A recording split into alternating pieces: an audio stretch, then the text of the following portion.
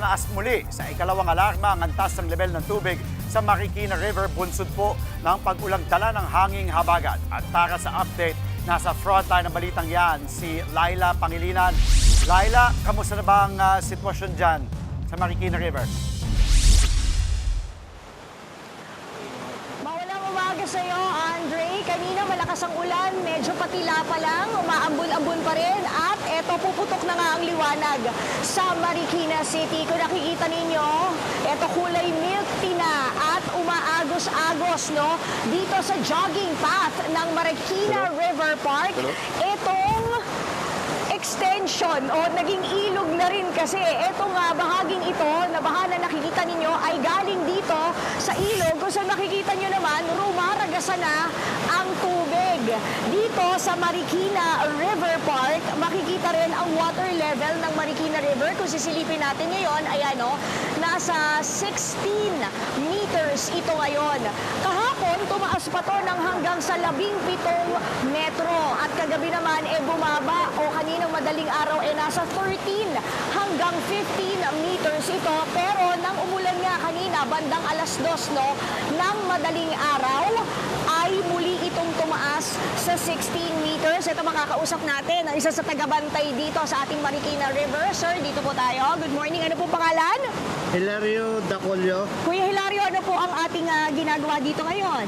Dito po tayo. Ayan. Ano po ginagawa natin? Ang ginagawa ko ngayon, na sinasaway ko ay dumadaan kasi kanina maputik. Oh. Baka madulas, ma-aksidente pa, sinasaway ko. Okay. Ginagamitan ko ng megaphone Okay. para marinig nila. Sir, kayo po ay taga-barangay?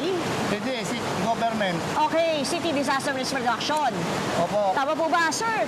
Itong ating pagtaas ng tubig na to, kanina sabi ninyo nasa 14 to 15 meters, biglang umakyat ng 16. Mabilis po ba yon para sa inyo? Kanina, malakas ang ulan. Oo. Tapos biglang tumaas yung tubig. Oo. Kanina, 15.4. Ngayon, mga alas 5:30 na o alas 4, Oo. 16. Tumaas sa 16, So, ibig sabihin po tumaas. ay second alarm na. Second alarm Ano po, talaga na. maipapayo natin sa mga usisero at usisera na kanina, may nakikita pa tayo, mga nagpipicture-picture dito. Hindi, pinakuha namin yan, pinapalis namin yan pag kasi delikado. Oo. Sige, maraming salamat, Sir Hilario, ng Disaster Risk Reduction Office ng Marikina. Andre, tumaas nga sa second alarm muli ang ating alarma dito sa Marikina. Pero bago pa man, nasa 11,000 evacuees na ang nasa 28 evacuation center dito sa Marikina City. Kahapon ibinalita rin sa social media ni Marikina City Mayor Ma Anchodoro na nasira yung isang kanilang pump sa may bandang Tumana. Pero agad naman itong napadalhan ng DPWH ng temporary pumping relief para magpababa sa baha. Samantala kaninang madaling araw sa kasagsagan ng malakas na ulan, pinuntahan din natin ang Cainta Rizal, Andre, at doon nga tiningnan natin kung anong sitwasyon. Ang haba ng Felix Avenue, mga bandang alas 2:30 ng madaling araw ay passable. Pero kitang-kita mo, yung mga sasakyan na nakapark na sa mga sidewalk o yung iba naman ay nakasampa na sa mga gutter. Pero yun nga, para sigurado nga yung mga residente kung sakali man tumaas ang tubig ay siguradong hindi babahain ang kanilang mga sasakyan. Pero pagdating natin sa loob ng Vista Verde Subdivision, kitang-kita natin na hanggang gutter na ang baha doon. Mas malala naman, doon sa katabi nilang subdivision dito sa Karangalan Village dahil mas malalim sa ilang bahagi nito na hanggang tuhod dito sa may barangay San Isidro. At yung iba nga ay nakita pa natin na sinusuong ang baha habang nakabota at payong.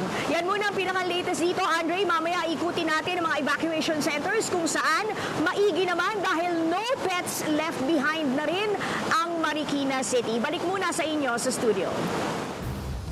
Maraming salamat at mag-iingat kayo dyan. Live mula sa Marikina, Laila Pangilinan. Mahigit 11,000 pamilya ang inilikas dahil sa patuloy na pagtaas ng level ng tubig sa Marikina River. At para sa update, nasa frontline ng balitang yan, si Laila Pangilinan. Laila, good morning muli. Ano na nga ang kasalukuyang sitwasyon dyan?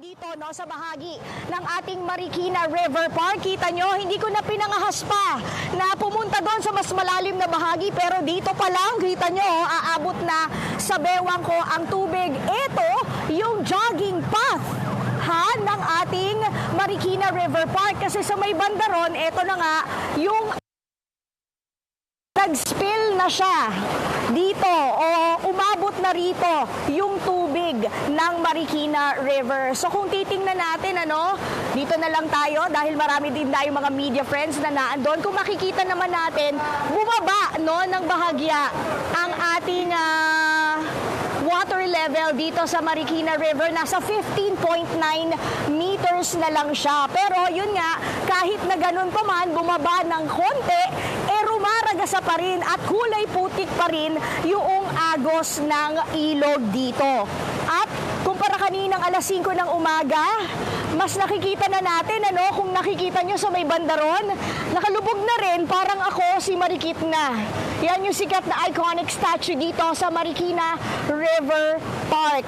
Kanina, sa pag-iikot natin sa Malanday Elementary School, Chiki, ang pinakamalaking evacuation center sa Marikina City, inabutan natin ng mga volunteer na inihahanda ang almusal ng 3,620 na individual o pamilya. 667 families ang tumutuloy doon ngayon at yung iba nga ay 2 araw na naandon. Ang kanilang ulam ngayong araw, long silog o kaya naman ay hot silog.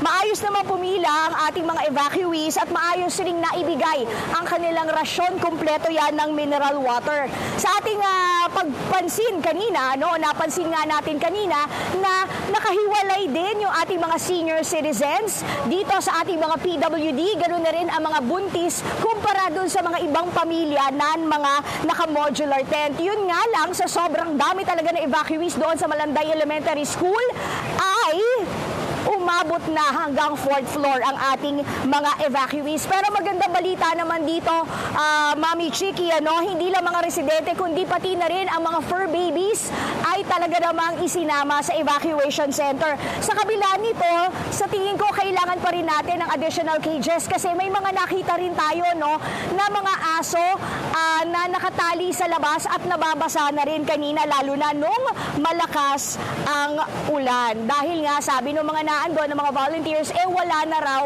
mapaglalagyan. Silipin natin muli. Ganun pa rin ang water level natin dito sa Marikina level. At kung nakikita nyo nga, ayun yung ibang mga residente, mga taga-Provident Village ito, hindi pala. Sa kabilang bahagi ng Marikina River ay tinatanaw din nila yung malakas na ragasa ng ilog ng Marikina. Ito rin yung ating mga residente dito. Ayan, Mami Chiki, mga nakikitingin din sa ating Marikina River. Kayo po ba yung mga residente rito? Opo. Mount Kennedy. Kamusta naman ang pagmasid-masid ninyo sa ilog? Malaki na yung tubig. Sa amin, hindi na hanggang lang lampas gutter. Lagpas gutter. Maswerte kayo. Taga saan po ba kayong barangay? Barangay Santa Elena, Mountain View Village. Barangay Santa Elena. Kayo, sir? Magkasama. Magkasama kami. Okay. At least wala kayo sa evacuation center, hindi ba? Okay. Patuloy pa rin, Salamat po. Patuloy pa rin, Mami Chiki, ang ating ang pagbabantay dito ng mga taga-National Disaster Risk Reduction Office ng Marikina City LGU. Mamaya mag-iikot pa tayo sa iba pang mga evacuation center. Kita nyo parang mas lumalakas yata yung agos ng ilog ngayon dahil mas lumalakas na rin ang patak ng ulan kumpara mo nung nagsimula tayo ng live. So yan muna ang pinakahuli dito. Mami Chiki, balik muna sa inyo sa studio. Magandang balita, bumaba naman sa 15.9. Sana tuluyang pang bumaba. At alam ko, look out mo ang mga fur babies para sa mga may-aring pusa dyan. Ako, yan ang concern ni Laila. Maraming salamat sa iyong update live. Mga kapatid, Andre Felix po, manatiling may alam pagdating sa mga mahalagang balita sa loob at labas ng bansa. Mag-follow at mag-subscribe na po sa social media pages ng News 5.